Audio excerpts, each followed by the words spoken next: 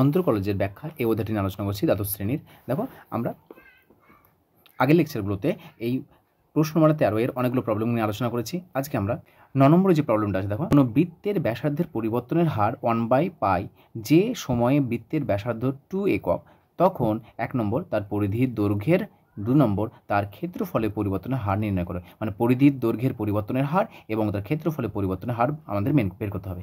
দেখো এর আগের লেকচারে আমরা বলেছিলাম যে এই যে আয়তন, দেখো ভি আয়তনের মান দেওয়া আছে, এস বক্রতলের ক্ষেত্রফল তার মান দেওয়া আছে, এবং এর যদি ফাংশন দেওয়া থাকে তাহলে এই ক্ষেত্রে আমরা যে গোলক দেওয়া আছে সেই গোলকের আয়তন, তার ক্ষেত্রফল, পৃষ্ঠতলের ক্ষেত্রফলের ফর্মুলা আমরা অ্যাপ্লাই করবো না। কিন্তু যদি বলে দেওয়া না থাকে, দেখো এখানে কিন্তু গোলকের শুধুমাত্র পরিবর্তন হার বলে দেওয়া আছে ব্যাসার্ধ, কিন্তু দেখো এখানে কি পরিধি বলে দেওয়া আছে, ক্ষেত্রফল বলে দেওয়া আছে, কোনো ফাংশন বলে দেওয়া নেই। তাহলে আমরা যে বৃত্তের পরিধির দৈর্ঘ্যর ফর্মুলা জানি, বৃত্তের ক্ষেত্রফলের ফর্মুলা জানি, সেই ফর্মুলা ধরে আমরা কাজ করব। তো প্রথমে প্রদত্ত আগে লিখে নাও কি দেওয়া আছে। দেখো প্রদত্ত কোনো বৃত্তের ব্যাসার্ধের পরিবর্তনের হার, আচ্ছা তার মানে এটা দেওয়া আছে dr/dt সমান আছে 1/π। আচ্ছা এখানে তাহলে আর ধরে নিতে হবে, ধরি বৃত্তের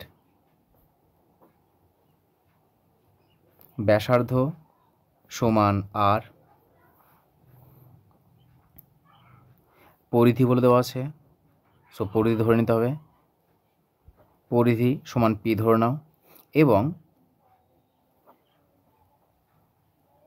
ক্ষেত্রফল সমান এ, আর একক, ই একক, ক্ষেত্রফল এ বর্গ একক।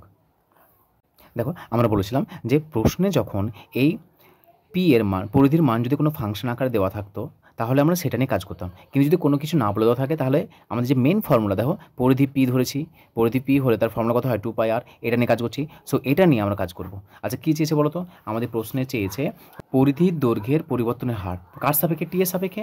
কিন্তু আমরা বলেছিলাম যে যদি ডান দিকে আর এর ফাংশন থাকে তাহলে আর এর সাপেক্ষে ডেরিভেটিভ করবো, কিন্তু দেখো এখানে আর এর সাপেক্ষে ডেরিভেটিভ করলে হবে না, যেহেতু পরিবর্তনের হার চেয়েছে, কার পরিবর্তনের হার, পরিধির দৈর্ঘ্যের পরিবর্তনের হার। তাহলে এখানে লিখে নেবো যে অতএব পরিধির দৈর্ঘ্যের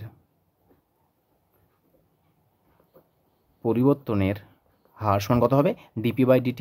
দেখো dp/dt সমান কত লিখলাম, এটা ডেরিভেটিভ করো কার সাপেক্ষে, টি এর সাপেক্ষে, 2r dr/dt। দেখো dr/dt এর মান কত বলে দিয়েছে 1/π, সেই মানটা বসালাম, 1/π ক্যান্সেল হলো, সমান 2 পেলাম। তাহলে অতএব কত বিন্দু বলেছে বলো তো, আর এর মান যখন 2 একক, তাহলে আর এর মান 2 একক, তো dp/dt অ্যাট r সমান 2 একক সমান কত হবে 2। আচ্ছা এখানে কি আর আছে, যদি আর থাকতো তাহলে মানটা বসাতাম, আর নেই তাহলে এটা আমাদের মান। নাম্বার 2, নাম্বার 2 বলেছে কি, তাহলে এটা হচ্ছে আমাদের 1 নম্বর। নাম্বার 2 বলেছে ক্ষেত্রফলের পরিবর্তন হার। আচ্ছা ক্ষেত্রফল কত জানি আমরা, আবার এ হচ্ছে ক্ষেত্রফল ধরেছি, বলো ফর্মুলা কি, πr²। ক্ষেত্রফলের পরিবর্তন হার, তাহলে অতএব ক্ষেত্রফলের পরিবর্তনের হার dA/dt, সেই অনুরূপভাবে আমরা টি এর সাপেক্ষে বের করবো, dA/dt সমান কত হবে পাই ইন্টু r² হচ্ছে ফাংশন, সো r² ডেরিভেটিভ করবো কার সাপেক্ষে, টি এর সাপেক্ষে, সো 2r, যেহেতু টি এর সাপেক্ষে হচ্ছি dr/dt।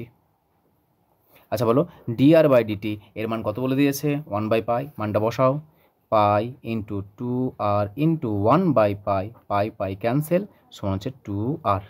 দেখো এখানে dA/dt যে ক্ষেত্রফলের পরিবর্তনের হার কত বিন্দু বলেছে, সেই একই, r সমান 2 একক, এখানে দেখো আর আছে, তাহলে মানটা বসাবো এবার। তাহলে অতএব dA/dt অ্যাট r সমান 2 একক, মান বসাও, 2 ইন্টু 2 সমান হচ্ছে 4। সেখানে আমাদের পরিধির পরিবর্তন হার পাচ্ছি আমরা 2 একক, ক্ষেত্রফলের পরিবর্তন হার হচ্ছে আমাদের 4 বর্গ একক। সো এইভাবে আমাদের যখনই কোনো কিছু বলে দেওয়া থাকবে তার সাপেক্ষে আমাদের পরিধি ক্ষেত্রফলের পরিবর্তনের হার বের করতে বলে, তা সেই অনুযায়ী আমরা পরিধির পরিবর্তনের হার, ক্ষেত্রফলের পরিবর্তনের হার যাই বলে দেওয়া থাক না সেটা হচ্ছে আমাদের কি সেই সময়ের সাপেক্ষে আমরা বের করব।